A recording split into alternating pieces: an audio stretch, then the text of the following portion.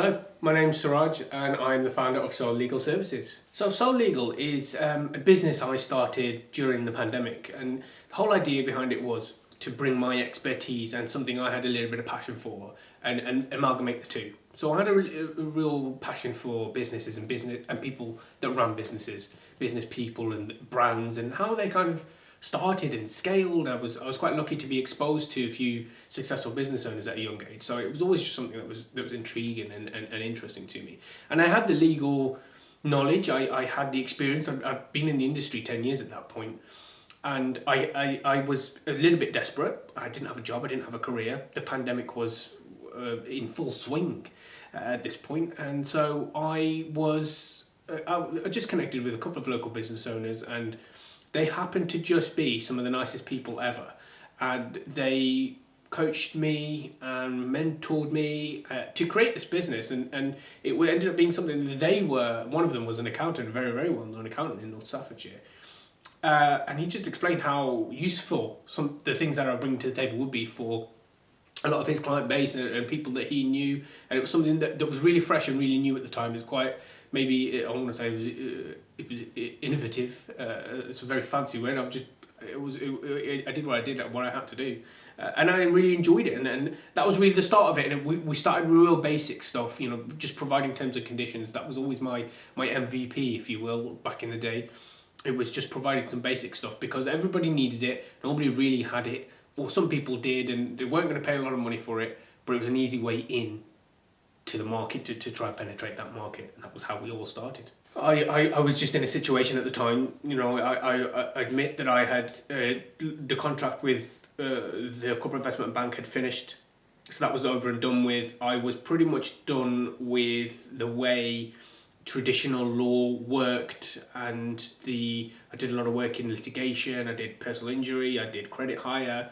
I was pretty much done with that. I really always wanted to do corporate commercial, but I just found it really hard to get into.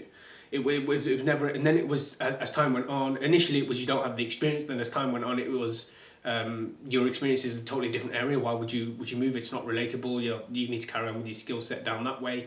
It was just really, really hard, and I was constantly pushing because it was just an area that I really wanted to work in.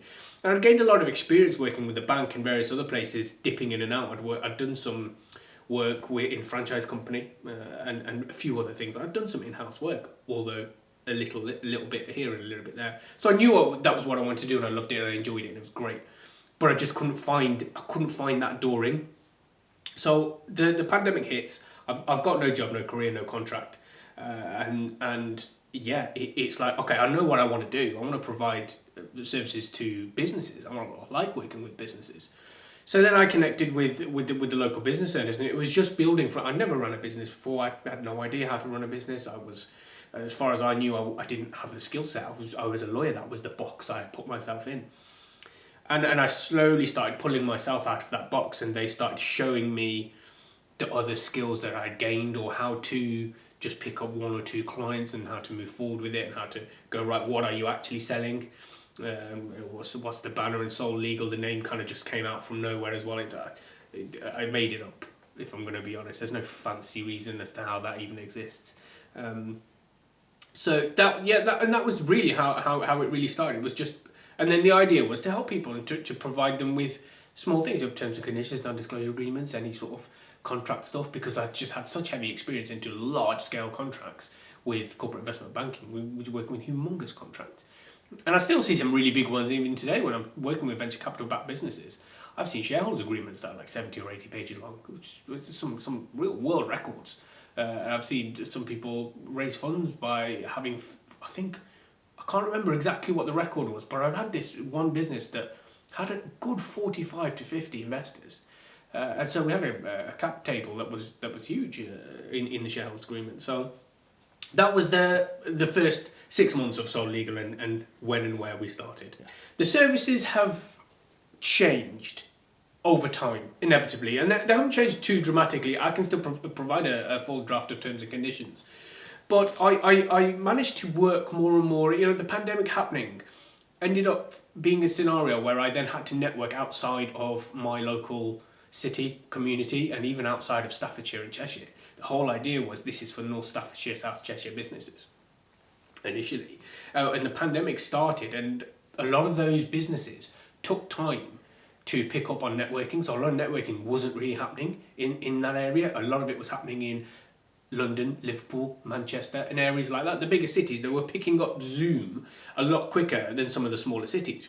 And those the smaller, the Stoke-on-Trent and the South Cheshire businesses had battened down the hatches.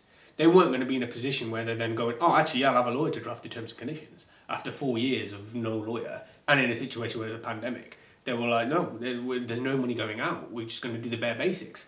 So that was a real struggle, and sort of getting exposure into that was hard. So I did start networking into the bigger cities, and a lot of these guys were using the other side of the pandemic of, okay, what good can we get from this? What's the positive? And I had some businesses that were really unique businesses that would only ever really develop in a COVID scenario. And it was really cool to see those kind of things happening. It was really cool to spend some time with the founders as well to see how quick-minded they were and where they wanted to go with this. It was really interesting. And they needed more support than just terms and conditions and just draft me this and just draft me that. They needed ongoing support. And some of them that were raising capital were getting contract after contract from venture capital firms or angel investors, and there was loads of people involved. There was lots going on, as well as them just running the business. And so it was like, okay, so I need this, and I need this, I need this, I need this. And then all of a sudden you're working with some very big numbers. So that is when the retainers started to come in. And that was when, okay, I'll pay you X amount a month. I need you for the next 12 months because I'm raising, or I'm growing my business and I've got to take on X or Y staff. I need to do all of the business stuff. I need to do the business structure stuff, such as shareholders agreements. I need you to do maybe the contracts with supply and the supply chain, but also then I need you to do the stuff with the people that we're raising from, so where we're getting capital from. They're sending stuff through as well, and we've got agreements and contracts with them, so I need you to do all of that. That was how the retainer stuff started. And that just developed my skill set more and more. It just connected with more and more businesses, and some really cool businesses that we connected with. And that was when then the Virgin Startups then came to us, and then that contract slotted in quite easily with some of the stuff that we're doing. And then when the Staffordshire County Council contract came along, that was probably 2023. So nearly 3 years into the business is when we started then pulling back and doing some local work as well, which wasn't happening in the early years of the business. And then 2024 came along, and it was a huge change for all businesses, and we all had a really bad time, and all of my clients were having a bad time. And when my clients have a bad time, it reflects on me, because it becomes a luxury to have me around, and they might just go, well, we've got some more important things to worry about. So 2024 was when we then developed into, well, we can do the retainer model, but some of these businesses I'm personally interested in, such as fashion brands. So why don't we start doing the bit where we go, give us a little bit of money, but give us some shares, give us a bit of part of the business as well. And that works for the startups, because they're like, well, we really need your support, but we just can't provide that much money over a 12-month period. We can provide you a little bit, and then we can give you a little bit of equity. And the advantage that they then have is they know that ongoing, they're still going to get, even if they pull the retainer from Sole Legal, they've still got me around personally because I'm part of the business. So they're quite clever in a way. They're going, well, he's going nowhere now, whether it's a retainer or not, because he's part of the business. And on a personal level, the Virgin Startups contract, they pulled the legal side.